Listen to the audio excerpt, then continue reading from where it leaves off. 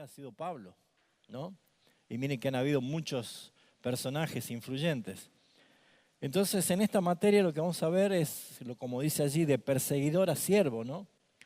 ¿Cómo es que puede suceder algo así? No sé ustedes, pero a mí me da esperanza porque yo todavía veo en mí tantas cosas por cambiar, tantas deficiencias, que todavía tengo esperanza que el Señor sigue trabajando en mí y que algún día, como dice la palabra, vamos a ser perfectos, ¿no? Porque eso es lo que revela. Y también me da esperanza cuando pienso y veo personas con el corazón duro, ¿no? Uno dice, este no se va a convertir nunca, nunca va a cambiar este, ¿no?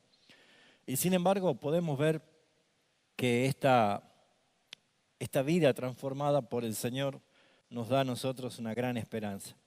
Así que lo que vamos a hacer ahora, de acuerdo a los cuadernillos que ustedes tienen, es ver rápidamente una biografía de quién era Saulo, ¿sí? Conocido como el apóstol Pablo.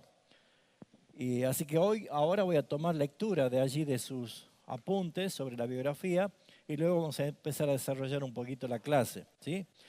Pero la vida del apóstol Pablo constituye uno de los testimonios más impactantes de la gracia soberana de Dios, lo que se revela en toda la Escritura, ¿sí?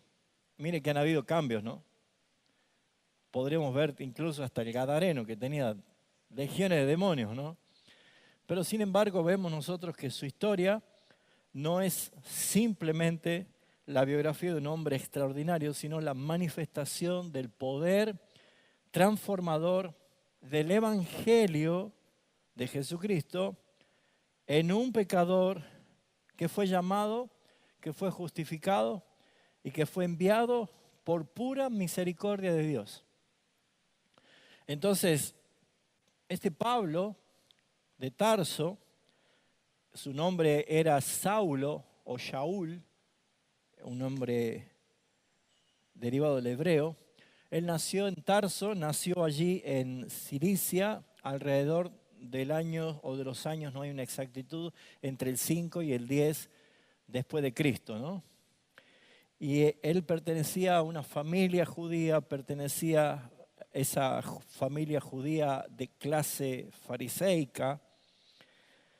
Y desde su nacimiento él tuvo grandes privilegios, gozó con privilegios que eran poco común. No era cualquier persona, y aún cualquier persona farisea podía llegar y alcanzar los privilegios que él tuvo. Por ejemplo, ser un ciudadano romano, tener la ciudadanía romana, ¿sí?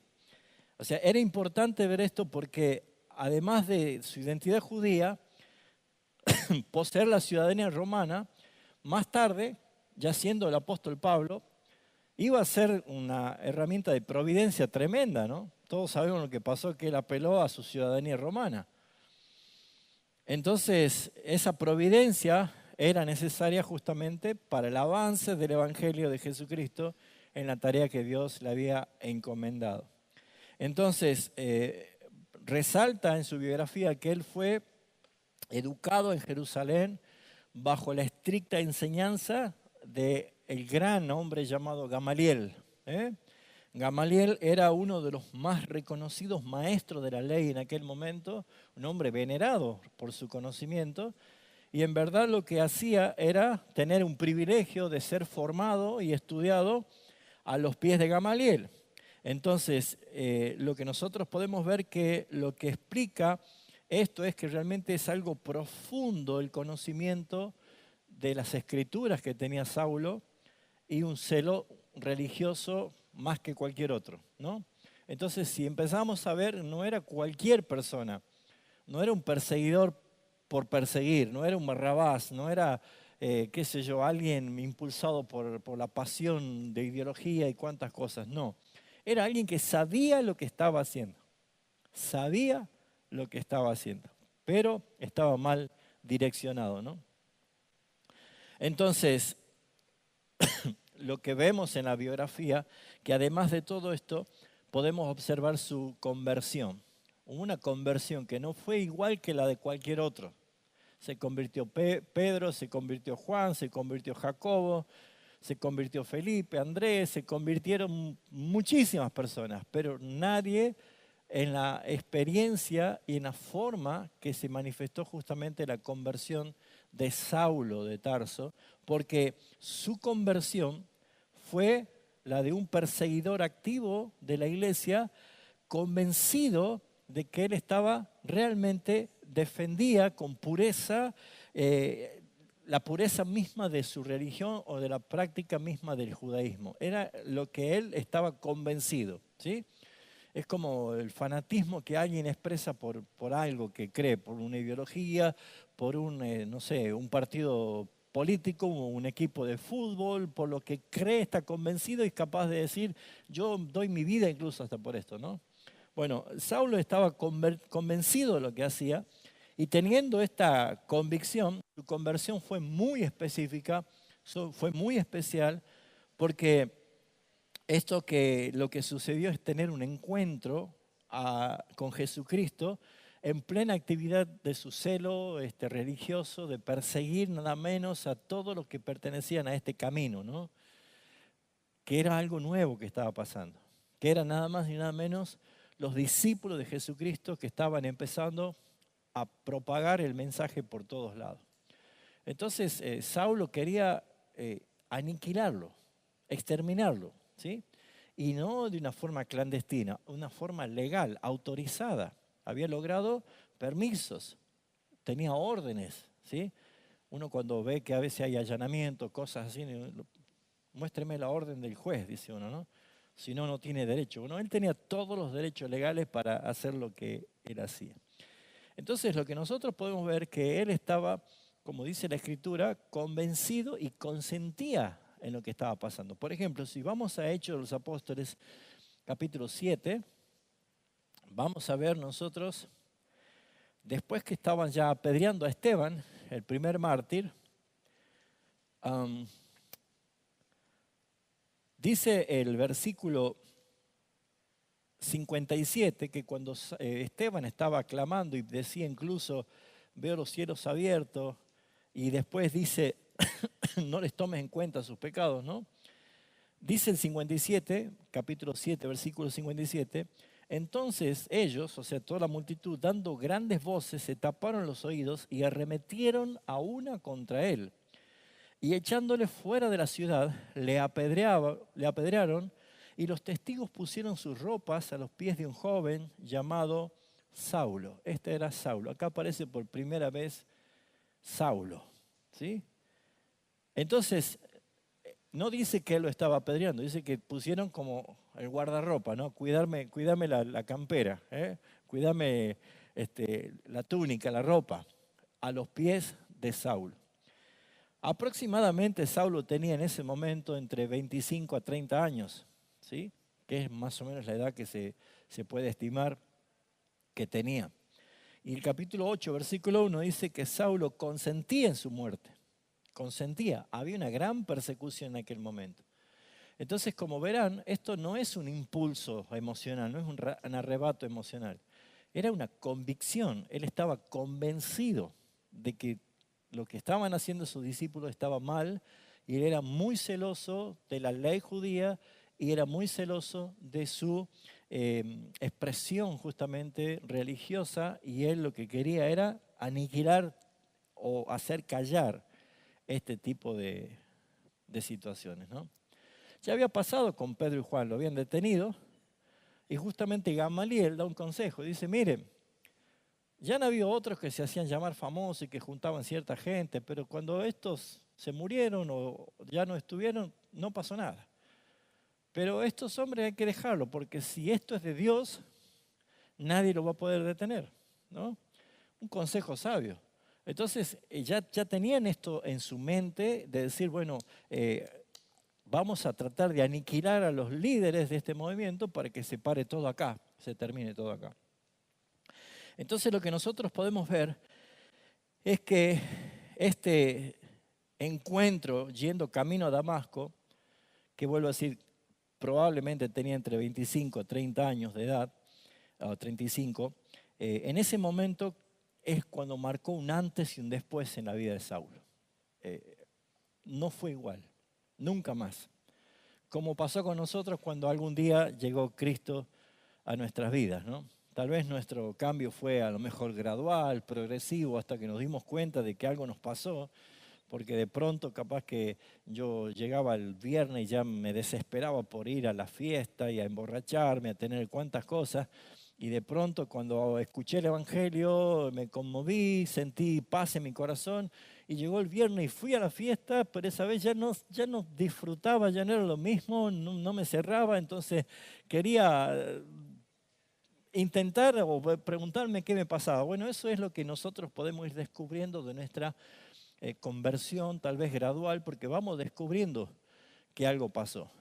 Saulo no, porque nosotros ni nadie tuvo la experiencia que tuvo Saulo, que todos conocemos, que yendo en esta misión camino a Damasco para buscar discípulos y poder encarcelarlos, Cristo Jesús se aparece. Aquel resucitado, ¿no? Se aparece en gloria con una luz resplandeciente a pleno mediodía que sobrepasaba la luz del sol. Entonces acá hubo un antes y un después absoluto para su vida, porque de ser perseguidor se convirtió en un apóstol, y no por decisión humana, sino por un llamado eficaz de parte de Dios en la vida de aquel a quien Él escogió. Porque si nosotros vemos en el capítulo 9 de Hechos de los Apóstoles, donde se narra la conversión de Saulo, una de las cosas que le dice Jesús a Ananías cuando le dice: ve a una casa donde se encuentra Saulo, él ora, entonces ve. Y Ananías le dijo: pero Señor, ese es Saulo el que perseguía a la iglesia, que nos quiere matar a todos. ¿Y qué le responde Jesús en el versículo 15? Ve, porque instrumento escogido me es este para llevar mi nombre en presencia de los gentiles, de reyes y de los hijos de Israel. Porque yo le mostraré cuánto le es necesario padecer por mi nombre. O sea, fíjense ustedes que acá queda muy claro de que no era algo que él quiso cambiar o él decidió cambiar. No había nada que lo podría haber hecho cambiar a Saulo, solamente el poder transformador de Jesucristo. Y eso es justamente lo que nosotros vamos a ver durante esta materia. La obra del Evangelio de Jesucristo aplicada en el corazón de cualquier persona, por más dura que parezca. Creo que después de Saulo no hay nadie más duro, y Dios demostró que es un corazón escogido para su gloria, ¿no? Entonces, a partir de ese momento, Saulo, ¿qué empezó a hacer? Dedicó su vida o el resto de su vida, allí por esos inicios de entre 25 y 30 años de ministerio. O sea, tuvo entre 25 a 30 años más de ministerio. Y esto es fabuloso, ver lo que el Señor estaba haciendo realmente. Predicar el Evangelio, plantar iglesia, consolidar la fe de los hermanos, instruirlos, defender la sana doctrina. Por eso todas las cartas que él tiene, cartas y las epístolas paulinas, el énfasis principal es exaltar a Jesucristo y el Evangelio, defender las doctrinas, establecer líderes y plantar iglesias. Por eso es que la misión que hizo Pablo fue extraordinaria, llevando justamente, como Jesús le dijo a Ananías, el Evangelio, mi nombre en presencia de los gentiles, de los reyes, incluso de los hijos de Israel. Entonces, lo que podemos ver nosotros acá es que sus viajes misioneros lo llevaron por gran parte del mundo mediterráneo en aquel momento, y claramente lo que vemos es que él tuvo que empezar a enfrentar todo tipo de persecuciones, cárceles, malos tratos, rechazos, sufrimientos constantes. Y sin embargo, todo lo que manifestó lo hizo con fidelidad a Dios, sosteniendo que él era verdaderamente un siervo consagrado para el Señor, ¿no? Sí, es maravilloso, es algo que nos deja pensar a nosotros. ¿Por qué Saulo, él dice, o hay que ser alguien como Saulo para decir, sean imitadores de mí, como yo soy de Cristo? Si bien es cierto, todos somos llamados a vivir en Cristo y a expresar a Cristo, pero muy posiblemente decimos, bueno, pero pareciera ser algo inalcanzable. Pablo dice, bueno, imítenme a mí. ¿Y por qué está haciendo esa referencia? Porque él es el que escribe Gálatas 2:20, que dice, con Cristo estoy yo crucificado. Yo no vivo, no soy yo el que vive. En otras palabras, lo que Pablo está diciendo, imítenme a mí porque Cristo se expresa a través mío. Hagan lo que yo estoy haciendo. Entonces esto es un llamado para todos nosotros. Esta materia nos va a llevar por muchos lugares, ¿sí? Desde confrontarnos con qué pasa con mi fe, de poder expandirnos con entender que nadie ha sido salvo para no hacer nada, porque nadie ha sido salvo para no hacer nada, porque ya estábamos muertos antes y un muerto no hace nada.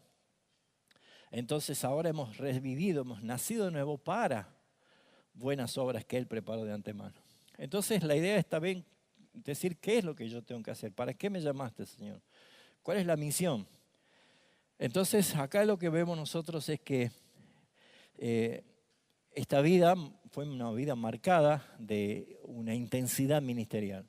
Más o menos otra vez se convirtió teniendo entre 25 a 30 años y sirvió más o menos 30 a 35 años. Y él se estima más o menos que él murió en Roma alrededor también de los años 64, 67 después de Cristo, durante la persecución del emperador Nerón, que fue el más terrible romano en ese momento. Y probablemente ya Saulo tenía entre 60 y 65 años cuando él fue decapitado, como un mártir, como testimonio, ¿no? Entonces, su vida terminó como había vivido, dando un testimonio de Cristo hasta el final. Así que esto nos motiva a nosotros. Así que la idea de esta materia, ustedes lo tienen allí en el cuadernillo que han recibido, la intención es ver su biografía, encontrar los momentos clave de su conversión, aún interpretar los viajes misioneros, por qué o qué lo motivó y qué es lo que nosotros tenemos que hacer con las misiones, y sus enseñanzas e incluso las circunstancias que rodearon su ministerio, ¿no? Entonces no se trata solo de adquirir información histórica, no es llenarnos más de un conocimiento, sino de nosotros comprender cómo Dios obra en la historia real y cómo Dios está obrando o va a obrar en mi vida si es que yo he nacido de nuevo. Entonces, todos los contextos culturales diversos que nosotros podemos ver en medio de conflictos, de persecuciones, debilidades humanas, desafíos ministeriales, nosotros poder ver la obra de Dios que jamás nos desampara, ¿no? No es de nosotros. Nadie puede jactarse delante de su presencia. Es el Señor el que hace todo. Así que entender esto es que Pablo no fue un hombre perfecto, también tuvo sus momentos difíciles, su debilidad. No hay nadie expresado en la Biblia como un superhéroe, porque todos somos pecadores, caídos, esperando la glorificación, pero todo apunta a Cristo, que es el perfecto que vive en nosotros. Pero sí Él muestra que es un siervo dependiente. Él mostró que era un siervo dependiente de la gracia y ese ministerio estuvo marcado por el sufrimiento. Entonces esto puede desencadenar una pregunta inmediata. ¿Cómo actúo yo ante la adversidad? ¿Cómo actúo yo ante el sufrimiento? Como se dice vulgarmente, donde aprieta el zapato, ¿qué hacemos? ¿Lo hacemos volar al zapato y no nos ponemos más? Bueno, esa es la situación que vemos por qué la Escritura hace énfasis que bienaventurado el varón que soporta las pruebas. ¿Cuál es el sentido de las pruebas? Deuteronomio 7 dice, yo soy Jehová tu Dios, yo te probé y te afligí, Deuteronomio 8, para probarte, para saber qué había en tu corazón, si habías guardado o no mis mandamientos. Entonces, entendemos que la vida de Pablo también es un ejemplo para ver cómo nosotros actuamos en medio de la adversidad. Pregunta sincera, ¿alguna vez tuvo la gana de dejarlo todo? Decir, esto no es para mí, dejo todo. Bueno, hermanos, tenemos una biografía inspirada por el Señor, escritural, para que podamos nosotros aprender también. Así que la idea justamente es poder ver esta historia marcada por una tremenda enseñanza que nos va a dejar a nosotros una posición de bendición. ¿Sí? Alguien que busque Filipenses 3, 4 y 6 y 8, Hechos 8 del 1 al 3. ¿Por qué necesitamos ver esto? Porque una de las realidades más peligrosas que aparece en la Biblia y que nosotros nos lleva hoy a meditar y a pensar es que un hombre puede estar convencido de estar agradando a Dios de una forma clara y abierta, pero sin embargo estar en plena oposición a Él, sin darse cuenta. Eso es importante porque no, yo sé que es triste ver corazones alejados, ¿no? Y perdidos, pero es mucho más triste ver personas que creen que están bien y que no necesitan cambiar. Entonces, esas realidades que nosotros vemos, que son muy peligrosas, es que puede haber personas que están convencidos de que están agradando a Dios por lo que están haciendo, pero al mismo tiempo estar en abierta oposición al Señor. ¿Quién tiene Filipenses 3, 4 y 6? Que lo lea, por favor. Sí, aunque, aunque yo tengo también de qué confiar en la carne, si alguno piensa que tiene de qué confiar en la carne, yo más, circuncidado al 8º día, del linaje de Israel, de la tribu de Benjamín, hebreo de hebreos, y cuanto a la ley, fariseo, en cuanto a celo, perseguidor de la iglesia, en cuanto a la justicia que es en la ley, irreprensible. Saben, ahí como decimos nosotros criollamente, sacó chapa Pablo, ¿no? Dice, ¿ustedes tienen de qué jactarse? Pues yo tengo mucho más todavía. Y empezó a sacar el currículo, ¿no? Permiso, voy a mostrarle quién soy yo. Y empezó a mostrar todo eso, ¿sí? Pero ¿cómo concluye? Yo todo esto lo tiro a la basura con tal de alcanzar el conocimiento del Señor. Es una realidad que Él mismo la expresa. ¿Qué dice Hechos 8 del 1 al 3? Y Saulo consentía en su muerte. En aquel día hubo una gran persecución contra la iglesia que estaba en Jerusalén, y todos fueron esparcidos por las tierras de Judea y de Samaria, salvo los apóstoles. Y hombres piadosos llevaron a enterrar a Esteban, e hicieron gran llanto sobre él. Y Saulo asolaba la iglesia, y entrando casa por casa, arrastraba a hombres y a mujeres y los entregaba en la cárcel. O sea, ¿qué tenía Saulo? Estaba convencido de que estaba haciendo lo correcto delante de los ojos de Dios. ¿Sí? Entonces, la religión sin un corazón regenerado no es suficiente. No es suficiente, sino que puede volverse enemiga del Evangelio de Jesucristo. Por eso Jesús dijo esto: no todo el que me dice Señor, Señor entrará al reino de los cielos, sino el que hace la voluntad de mi Padre. Muchos me dirán aquel día: Señor, si yo prediqué en tu nombre, ¿no es bueno predicar? ¿No hicimos sanidad y milagros? ¿No es bueno hacer eso? ¿Sacar demonios de los endemoniados? ¿No es bueno esto? Todo eso parece bueno, pero no había un corazón regenerado. Entonces lo que vemos nosotros es que Saulo es el ejemplo más claro que nosotros tenemos que observar en esta clase, que no estamos hablando de un corazón incrédulo, liviano, sino de un hombre serio, un hombre disciplinado, un hombre formado, respetado por todo su entorno, y sin embargo él estaba perdido, absolutamente perdido.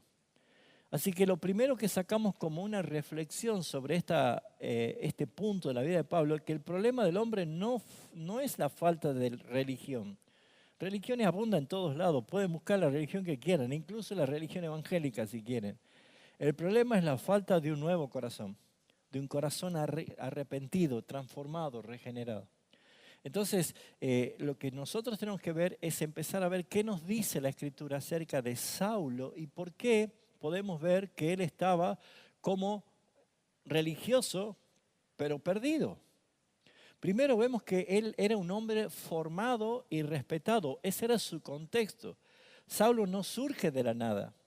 No es que él apareció como un outsider, como se dice ahora. Él era un hombre conocido ya. Y había sido formado con uno de los mejores y había expresado tal carácter de entrega que era celoso en todos los aspectos de la ley y, como él mismo dice en cuanto a la ley, irreprensible, dice, ¿no? Entonces, él es un producto de una formación rigurosa académica, el carácter formado en todo lo que era su conocimiento acerca de Dios en una expresión religiosa. Pero ¿a qué le faltaba conocer? A Cristo. No conocía a Cristo. Él le dijo, Señor, ¿quién eres? ¿Quién eres? Y yo soy Jesús, a quien tú persigues. Él no le conocía a Jesús. Entonces lo que nosotros vemos es que la Biblia tiene algunas expresiones de quién era Él. Él era un hombre formado, un hombre respetado. Hechos 23:6 y otro Hechos 22:3, por favor. Hechos 23:6. ¿Qué dice la Escritura? ¿Alguien lo tiene? Hechos 23:6. Entonces Pablo, notando que una parte era saduceo y otra parte fariseo, alzó la voz en el concilio: varones hermanos, yo soy fariseo, hijo de fariseo, acerca de la esperanza y de la resurrección de los muertos se me juzga. ¿Se acuerda de lo que pasó allí, no? Dividió la asamblea, entendiendo que unos creían en la resurrección de los muertos y otros no. Y él apela justamente a lo que él era, no inventó. Fariseo, hijos de fariseos. O sea, respetadísimo, respetadísimo.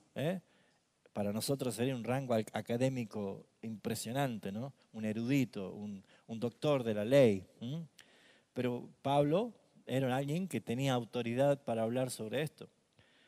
También, según Hechos 22:3, era instruido en la ley, o sea, formado. Su carácter había sido formado en la ley de Dios. ¿Alguien lo tiene?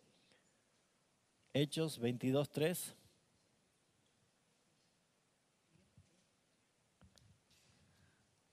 Yo de cierto soy judío, nacido en Tarso de Cilicia, pero criado en esta ciudad, instruido a los pies de Gamaliel. Claramente vemos que la Biblia da pinceladas de información de quién era él a través de su propio testimonio. Él dice, yo era esto, yo era esto. Y lo que ha leído Daniel al principio en Filipenses, él da una lista de cosas. Dice, no me conviene gloriarme, pero voy a decir quién era yo. Entonces, en todas esas cosas, lo que vemos nosotros es que él era celoso de las tradiciones, era alguien que respetaba rajatabla todo lo que se decía. Entonces, de pronto que aparezca un movimiento de un tal Jesús Nazareno que cambiaba todo, toda su estructura de conocimiento temblaba, tambaleaba, entonces lo mejor es aniquilar, sacar de plano todo esto. Por eso es que la furia del Sanedrín fue escuchar a Jesús que él dijo, derriben este templo y yo en 3 días lo reedificaré. 40 años ha demorado para reedificar y tú en 3 días. Ese punto es importante porque el fariseísmo claramente buscaba obedecer la ley en todos los detalles, y aunque sabemos que nadie pudo cumplir la ley, solamente Jesucristo, pero ellos maquillaban porque Jesús los denuncia en Mateo 23, 7 veces diciéndoles hipócritas a los fariseos, porque ellos dicen y no hacen, atan cargas pesadas a otro, ellos ni con un dedo las mueven, ellos miran la paja del ojo ajeno, pero no miran su propia viga. O sea, lo que está mostrando Jesús es que por más que se jacten de ser los que cumplen perfectamente la ley, Jesús sabe que ellos no pueden hacerlo y no hay nadie quien se someta y se sujeta a la ley de Dios porque no pueden. Por eso vino Jesucristo, para que Él sea el cumplimiento de la ley y la ley no quede insatisfecha, sino que se cumpla. Entonces, lo que nosotros podemos ver, que esto que hacían los fariseos producía una apariencia de santidad muy alta. O sea, imagínense Pablo mostrándose, o Saulo mostrándose como fariseo, hijo de fariseo, era un muy respetado. No era un cualquier persona que se aparecía allí con intenciones fanáticas. Así que lo que vemos acá, que la obediencia externa no equivale a una transformación interna, porque el que iba con toda su autoridad para perseguir, de pronto fue derribado en el camino a Damasco y quedó sin absolutamente ninguna autoridad, de tal manera que tuvo que ser guiado por la mano estando ciego. El que tenía claridad para todas las cosas ahora no veía nada. Entonces, Esto puede ser muy clave, mis hermanos, para entender que esa obediencia externa no es lo mismo que una transformación interna, ¿sí? Es como ir a buscar en un árbol que parece que está muy vivo, pero no tiene nada de fruto, solamente apariencia externa, pero no tiene nada para convidar. Entonces, las iglesias actualmente pueden estar llenas de actividades y no necesariamente llenas de vida espiritual. Hoy abundan todo tipo de programas, todo tipo de shows, de eventos, de congresos. Es una hiperactividad. Pero eso no dice nada, porque aquel que no tiene intimidad con el Señor en lo secreto, no va a tener el respaldo del Señor en lo público. Puede haber todo un maquillaje exterior. Entonces esto nos lleva a pensar esto, que los creyentes pueden tener años incluso dentro de la iglesia. Puede haber personas que tienen años enteros. Incluso pueden haber predicadores, personas que tienen ya ganada su reputación o su respeto de tantos años, pero sin embargo, yo no los conozco, diría el Señor. Entonces, esta materia sobre la vida de Pablo, ya inicialmente empezando a ver quién era él y cómo él tenía esa apariencia externa ante un nazareno, hijo de carpintero, toda su reputación fue caída, ¿no? Porque cuando él escucha la voz, Saulo, Saulo, ¿por qué me persigue? Su primer palabra es decir, curios. Curios. Él dijo, ¿quién eres, Señor? Curios. Y esa palabra Señor no es como la que usamos tan habitualmente nosotros. Decimos, hasta un tango dice, cualquiera es un señor, cualquiera es un ladrón, ¿no? La palabra Señor no era dicha para cualquier persona, sino esa palabra curios es justamente nombrar a alguien como autoridad máxima, jefe absoluto, soberano, gran poder sobre mí. ¿Qué pasó con Saulo de Tarso? Otra cosa que lo motiva mucho era su gran confianza que él tenía. Una confianza tremenda, que lo ha leído Daniel en Filipenses 3, no hace falta que lo leamos de nuevo, pero él tenía una gran confianza porque él enumera justamente como él decía que tenía muchas cosas, motivos para gloriarse, ¿sí? Esto es como que alguien está viendo a alguien que no puede solucionar algo y le dice, ¿me permite que te ayude? ¿Pero usted conoce de esto? Dice, venga, acompáñeme, y lo llevas a ver toda la pared llena de títulos, pergaminos y todo tipo de condecoraciones. Dice, bueno, Pablo podía decir esto, a mí no me conviene gloriarme, pero yo era circuncidado al 8º día, fariseo de fariseo, pertenecía al pueblo de Israel, era intérprete de la ley, en cuanto a la ley irreprensible, celoso. Empieza a sacar todo lo que él realmente, y no estaba mintiendo, no estaba exagerando. En verdad él estaba mostrando lo que él era, pero la realidad es que él estaba confiando en ese momento cuando era Saulo en su propia confianza, lo que él había logrado, sus títulos que había logrado, el respeto que tenían todos sobre él. Claramente él estaba mostrando su confianza en sí mismo y mucho más porque tenía poder, autoridad. Dice el capítulo 9 de Hechos de los Apóstoles, Saulo, respirando amenazas de muerte contra los discípulos del Señor, vino al sumo sacerdote. Nadie podía entrar así como, permiso, voy a hablar con el sumo sacerdote. Había que tener rango, había que tener reconocimiento. Él vino, el sumo sacerdote, y le pidió cartas para la sinagoga de Damasco a fin de que si hallase a algunos hombres o mujeres de este camino los trajese presos a Jerusalén. O sea que él tenía una suficiente confianza en lo que estaba haciendo porque se basaba en sus logros. Esto es el corazón del legalismo. Intentar ser aceptado por Dios en base de su propio rendimiento personal. Jamás, hermanos, se le cruce por la cabeza querer negociar con Dios mostrándole a Dios cuántas cosas buenas usted hace para sentirse con mérito de ser salvos o hijos de Dios. Aunque hagamos una sumatoria de cosas buenas, la Biblia nos enseña que debemos llamarnos siervos inútiles. Solo hicimos lo que teníamos que haber hecho. Nadie puede jactarse ante su presencia. Por eso es que cuando alguien ve que Dios está trabajando en su corazón, en el corazón de alguien, y de pronto empieza a tener más protagonismo y empieza a tener más influencia en otros, a predicar, a enseñar, a impactar a muchas personas, no está creciendo esa persona. Esa persona está decreciendo, porque es necesario que yo, para que Él crezca. Cada vez que nosotros vemos que hay roles equivocados, es cuando hay algunos que quieren robar la gloria del Señor y se manifiestan para mostrar lo que hacen, no es Cristo exaltado. Entonces lo que tenemos que ver es eso. Si Dios empieza a trabajar en tu vida, de pronto Dios empieza a poner algo nuevo, que te das cuenta que no sos vos, que es Dios el que está orando, y que la gente es bendecida, que la gente es impactada, que la gente empieza a decir, gloria a Dios por tu vida, nunca piense que es tu mérito, porque eso es el corazón del legalismo. Pablo dice, a mí no me conviene gloriarme. No me conviene. Por eso es que si nosotros vemos esta parte de la vida de Pablo bíblicamente, ¿qué encontramos? Un hombre natural está caído totalmente, como dice Romanos 3, y no puede tener ni buscar a Dios.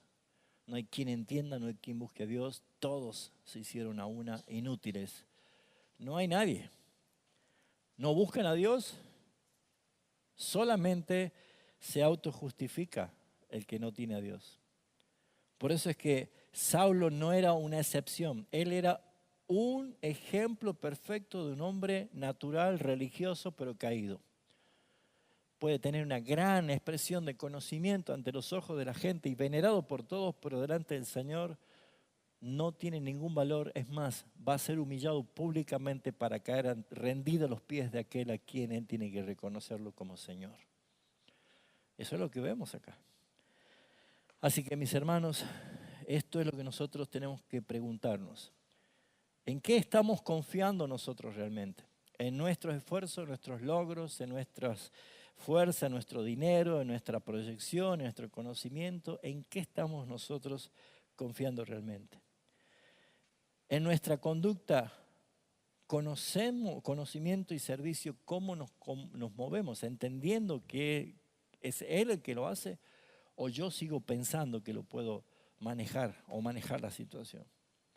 Una de las cosas que tenemos que ver es que Pablo es un ejemplo para que nosotros observemos y veamos lo que el Señor hizo en la vida de un hombre, y que si Él cambió, yo puedo cambiar también. Y puede cambiar ese corazón duro que conocemos. Tercero era su celo. El celo es intenso, una pasión tremenda, pero estaba mal dirigida, estaba muy mal encaminada. Escuchaba los otros días a un economista, ¿no? Y hablaba justamente dando motivaciones a los emprendedores. Decían, ¿saben por qué los emprendedores no triunfan? Porque se desmotivan ante la primera crisis. Por eso es que no triunfan, por eso es que no prosperan, no logran despegar con sus negocios, porque se desmotivan ante la primera crisis. Pero voy a poner un ejemplo grotesco, decía este economista. Si tuviésemos la pasión y la persistencia y la perseverancia que tiene un adicto para conseguir dinero para drogarse, entenderíamos que el problema no es el fin, sino el medio que yo utilizo para lograrlo. Tristemente nosotros vemos y entendemos que hay familias enteras que padecen tremendamente tener un hijo o alguien de la familia bajo adicción. Y sabemos que para conseguir un poco más de droga, hacen lo que sea con tal de conseguir algo de dinero. Cualquier adversidad. Es muy triste, pero es una realidad.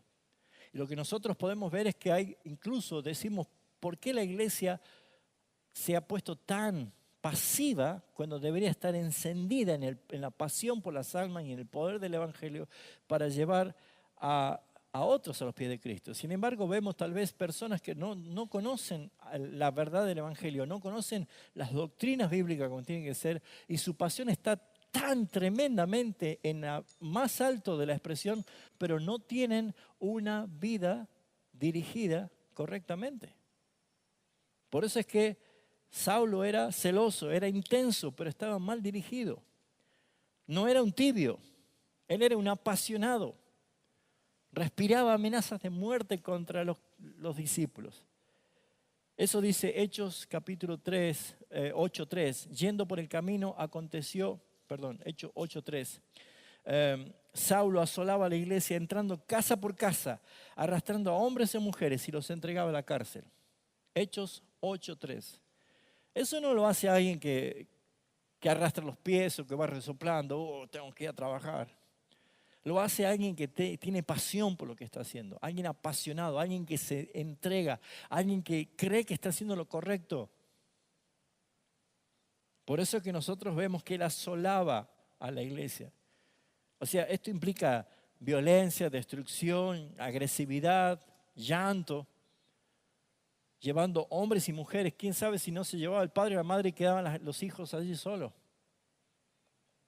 Por eso es que esos 3 días que Saulo estuvo sin ver, solamente oraba, probablemente venían a su imagen todos esos rostros de que personas que él las arrastraba, las sacaba, las metía presa. Por eso él dice en Romanos, yo soy deudor por causa del Evangelio. Yo soy deudor.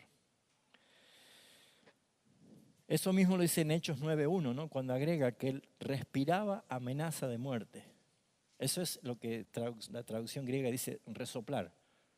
¿Vieron lo que hace un toro en la arena cuando lo están toreando y le están moviendo el capote rojo y el toro lo mira y hace ese resoplar, como diciendo, te voy a agarrar, te voy a pegar en el medio, ¿no? Eso es lo que traduce ese respirar amenaza de muerte, resoplar odio. Eso no era de alguien común. Eso no era de alguien neutral, de alguien indiferente. Era alguien que realmente pensaba que estaba haciendo lo correcto. Por eso es que el celo no es envidia automática. No es esto. Es una evidencia de la verdad que uno va aprendiendo. Así que hoy también hay personas que son muy fervientes, muy entregadas, pero equivocados. Algunos hasta integran sectas. Sectas que incluso se ponen detrás del velo de sanas doctrinas, que defienden a capa y espada. Y a veces las verdades bíblicas duelen, y cuestionan, irrumpen con agresividad. Y todo esto es justamente por eso, porque hay una buena intención de tener celos, pero su enfoque es equivocado. Así que imagínense en tener un auto que va a gran velocidad, pero en dirección contraria, ya deja de ser admirable, pasa a ser un peligro, ¿no? Creo que a veces uno se ve en la autopista, ¿no? Que se metió mal y va en contramano de todo, por el carril contrario. Y puede ser un hermoso auto, hermoso de admirarlo, pero ya no es admirable, ya es un peligro. Entonces esto se puede transformar también así, ¿no?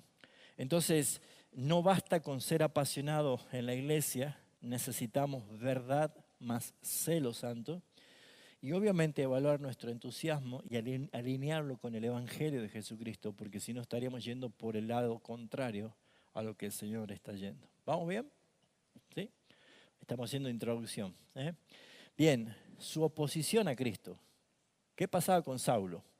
Este es un punto clave, es grave obviamente entendiéndolo ahora, ¿no? Pero Saulo no estaba equivocado, estaba muy equivocado. Porque no estaba yendo contra discípulos. ¿Cómo se presenta Jesús? Capítulo 9, versículo 4, y dice, cayendo a tierra, oyó una voz que le decía, Saulo, Saulo, ¿por qué persigues a mis discípulos? Así dijo Jesús. Pero es que no estaba persiguiendo a Jesús, él estaba persiguiendo a los discípulos. O no dice allí que si encontraban discípulos, los metiera presos. Pero es que Jesús le estaba enseñando que el que toca a uno, lo toca a él. Jesús es el que más bandera planta de iglesia cuerpo. Él es la cabeza, nosotros somos su cuerpo, no estamos separados. Por eso que yo todavía no entiendo, hermanos, que dicen, busquemos al Señor, que busquemos que venga a su presencia. ¿A dónde si no estamos separados? Nosotros vivimos en Él, somos parte de Él. No estamos lejos, no hay un abismo que nos separe. ¿Quién eres, Señor?, le dijo Él. Y Él le dijo, yo soy Jesús, a quien tú persigues. Y es muy duro dar patadas al aguijón. Eso quiere decir dar cosas. ¿Alguna vez pateó alguna cosa puntuda descalzo? Es la gran tribulación eso, ¿no? Terrible. Es duro, dice el Señor. Ahora, lo que nosotros vemos es que Él estaba luchando contra el mismo Jesucristo. Aunque Él pensaba que estaba defendiendo a Dios, porque Jesús dijo esto, muchos creerán que lo hacen por mí, en Juan 14. Entonces, la realidad es que Él estaba atacando al Mesías. Él estaba yendo en contra de Jesucristo. Esto revela claramente algo que no lo podemos dejar pasar por alto, que aunque el hombre puede estar convencido de que sirve a Dios, mientras rechaza a Jesucristo. Y este punto es importante porque Jesús dijo claramente esto. Veamos el texto de Juan 16, 2 y 3. ¿Qué dijo Jesús esto? Él estaba ya prácticamente despidiéndose de sus discípulos antes de la muerte y la ascensión, y Él estaba dando instrucciones del Espíritu Santo, que cuando Él venga los iba a guiar, pero tenían que saber qué es lo que iba a pasar. Juan 16, versículos 2 y 3. Os expulsarán de las sinagogas, y aún viene la hora cuando cualquiera que os mate pensará que rinde servicio a Dios, y harán esto porque no conocen al Padre ni a mí. Perseguir, los van a matar, y ¿saben qué? Dice, ellos van a estar convencidos de que están haciendo algo para Dios. Pensarán que están sirviendo a Dios. Pero ¿saben por qué hacen esto? Dice Jesús. Porque no conocen a mi Padre. Saulo era el que estaba nombrado allí. Saulo estaba nombrado allí. Él era el cumplimiento de esa advertencia. Él estaba convencido. Y una fe sin Cristo no es una fe verdadera. Y toda religión que no se somete a Cristo está en un error bíblico, real. Así que lo que podemos hacer nosotros para aplicarlo como una meditación, que ya hemos aprendido en la materia pasada, es ver el diagnóstico espiritual. ¿Qué vemos en Saulo? Ahí tengo algunas cositas que puse en el apunte, en los cuadernillos.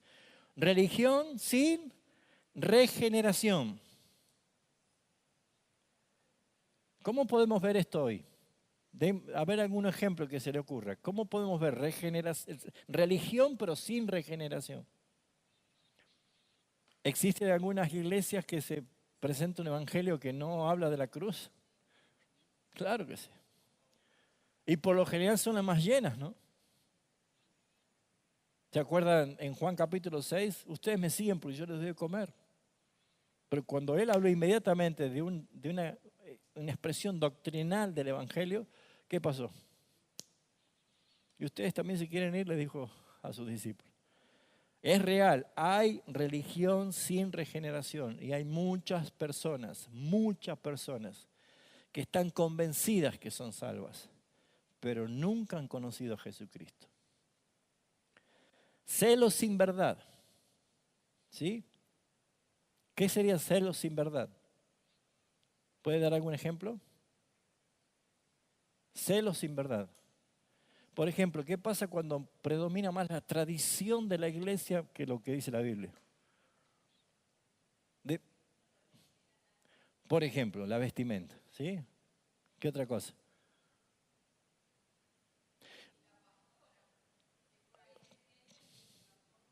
Porque es la esposa del pastor, entonces ya... ¿Se acuerdan lo que dice Colosenses? Pablo escribe en la carta de Colosenses capítulo 2, versículo 8. ¿Se acuerdan qué dice?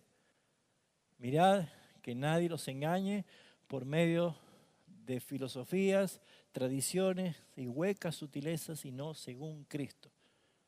Y empieza a desarrollar Pablo todo el capítulo 2 mostrando lo que realmente somos en Cristo, libres, pero no volver a hacer algo que antes lo hacíamos por puras tradiciones. Entonces, hay personas que son capaces de decir no a la palabra. Por ejemplo, dice, no estudien la palabra, porque la letra, esa es una pésima comprensión de la Escritura. Dice, el Espíritu va a dar lo que tenemos que hablar, pero no estudie la palabra. Justamente Jesús dijo que el Espíritu venía para guiarnos a la palabra. ¿Cómo puede ser que uno diga, no, el Espíritu va a hablar, me pone a mí lo que tengo que hablar, pero no hay que estudiar la palabra? Si Jesús dijo justamente el Espíritu que yo les envío, que a ustedes les conviene que yo me vaya, cuando Él venga, Él los guiará a toda palabra y a toda verdad. Exactamente.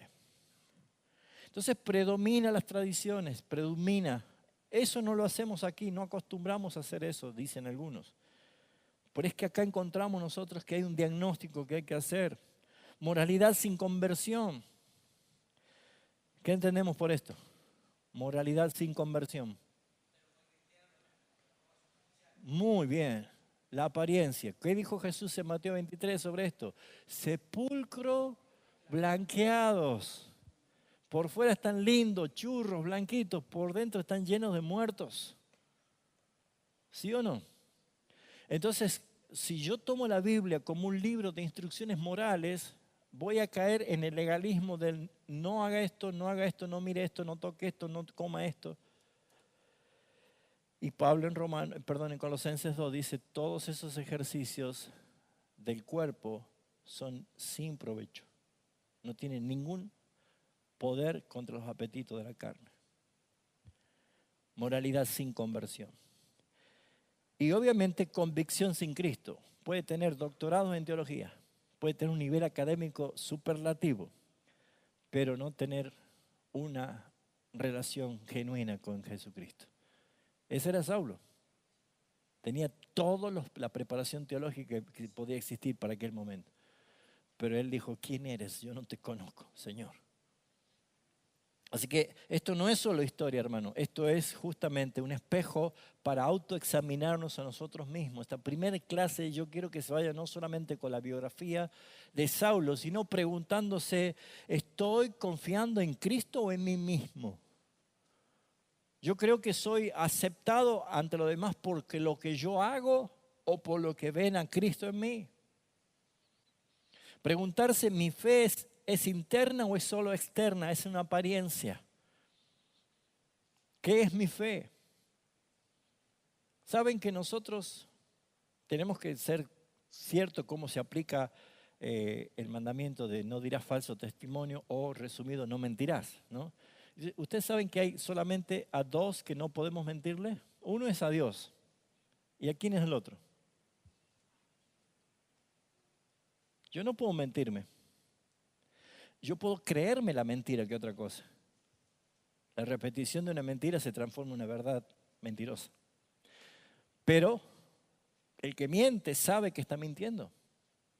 Porque cualquiera que va en contra de una ley, dice Romanos capítulo 2, 14 y 15, aunque no tengan ley, son ley para sí mismo porque la ley está escrita en su mente y en su corazón y lo que hace es defender o acusar en sus conciencias. Cualquier persona, no hace falta que sea cristiana evangélica, cualquier persona en el mundo que está haciendo algo en contra de la ley, su conciencia le dice, esto está mal. Está mal. Es un transgresor porque sabe que está mal.